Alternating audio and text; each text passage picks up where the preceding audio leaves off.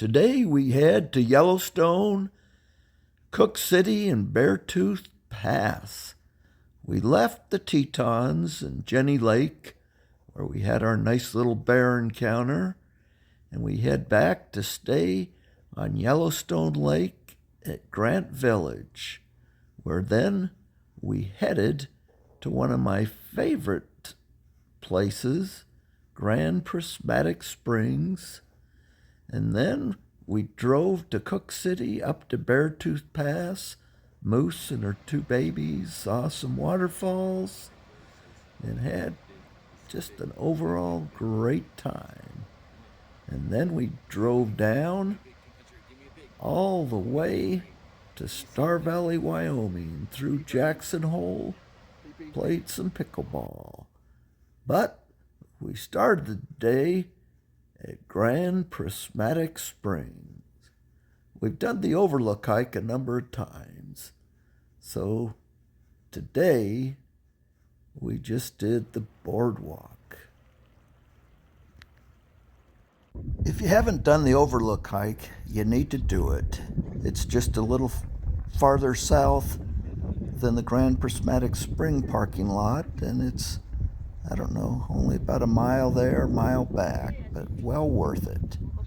But this is the boardwalk, and I can't remember the name, Excelsior Geyser.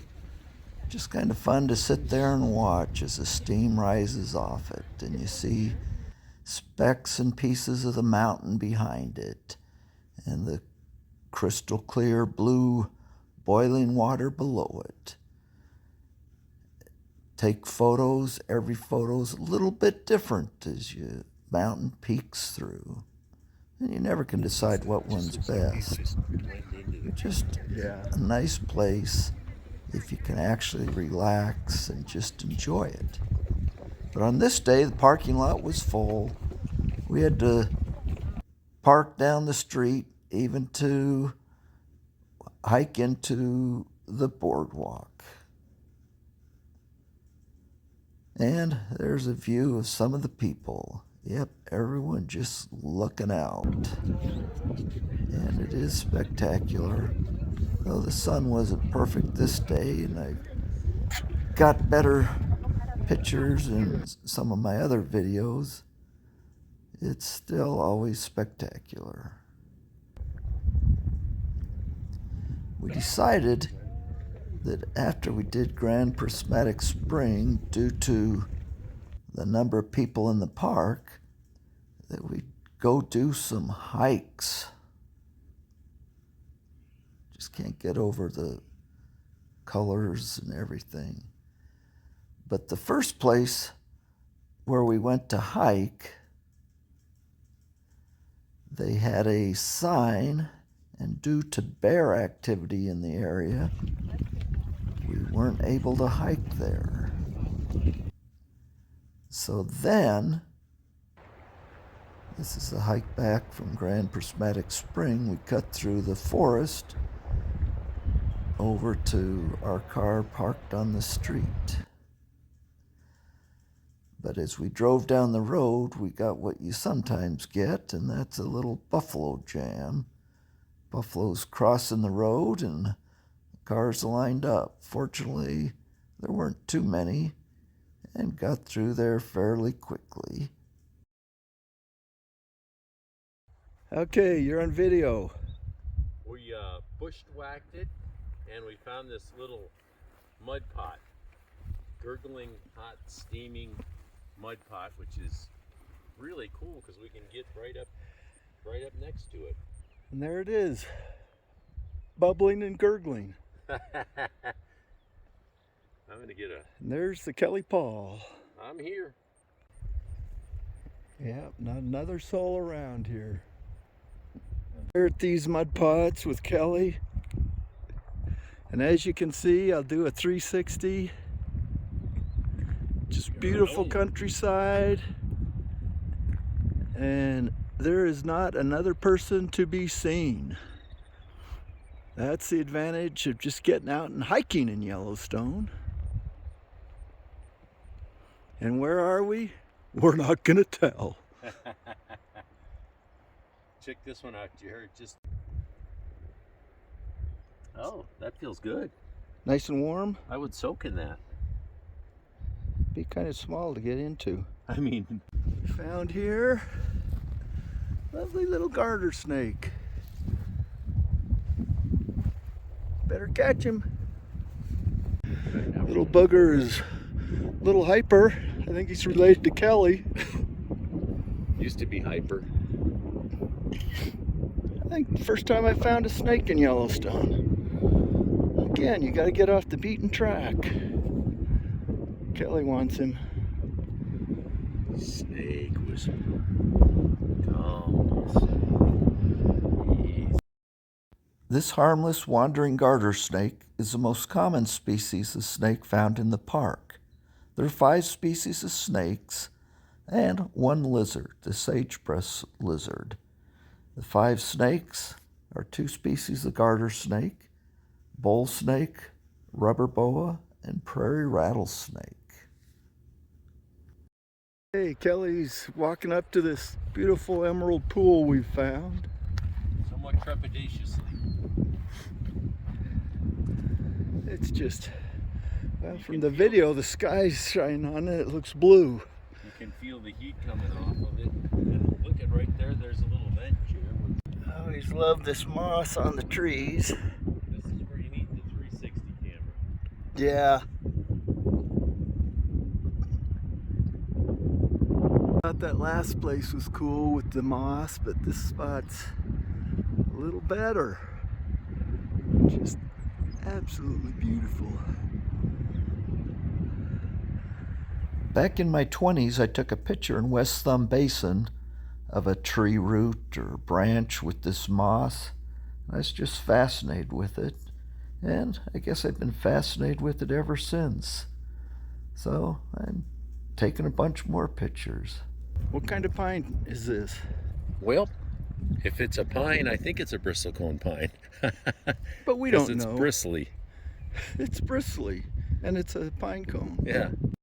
It was likely a lodgepole pine, as bristlecone pines don't even grow in Yellowstone. I'm sure it won't show up, but here's a little boiling pot with flowers all around, river, and in the distance, herd of bison. Just spectacular.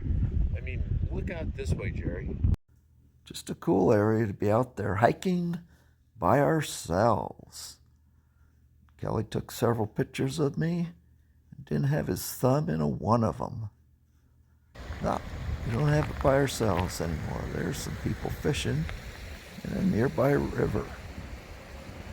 But we could just hike where we want and avoid the massive crowds in the main little sites. No problem parking, and I don't know, makes it feel a little more special when there's no one else around. There's Kelly, boiling, steaming water.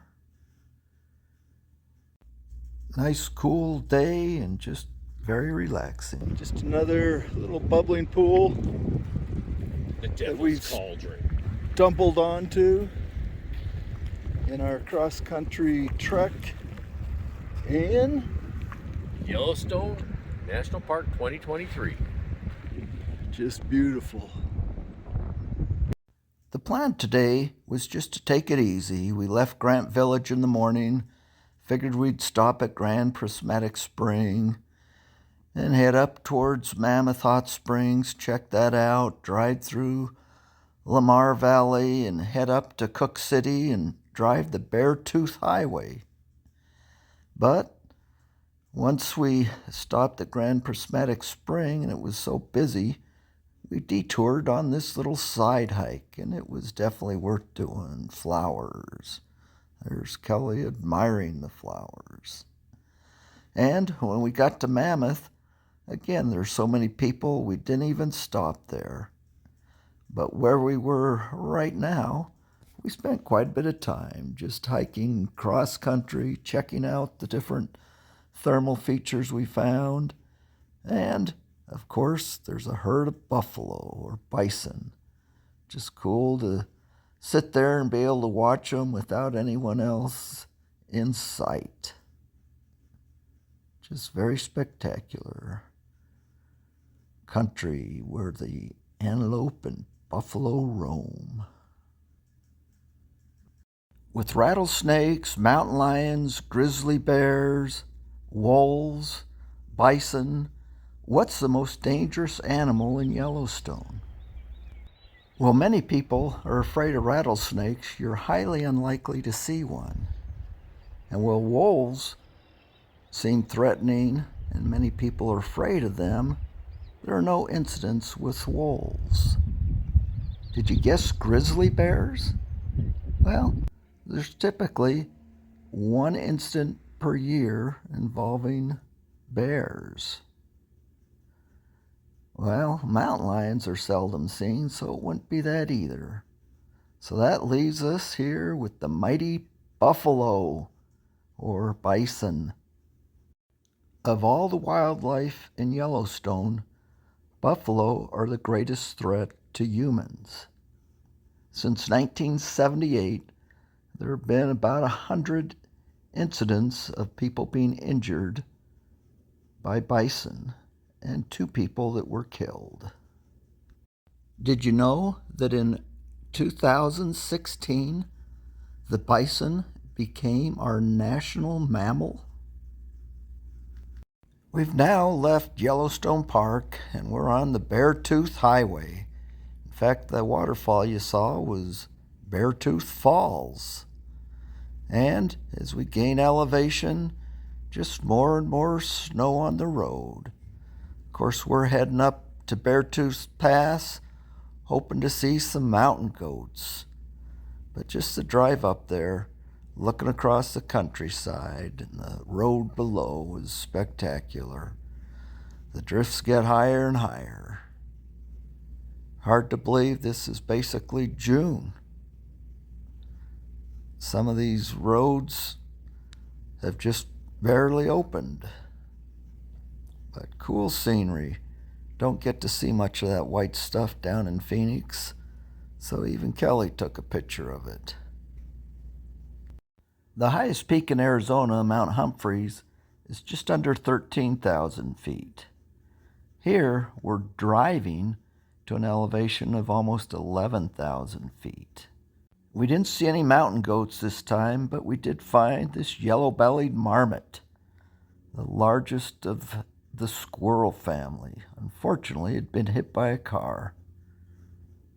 Though it may seem like we're at the top of the world, the top of the Tetons reach an elevation of close to 14,000 feet.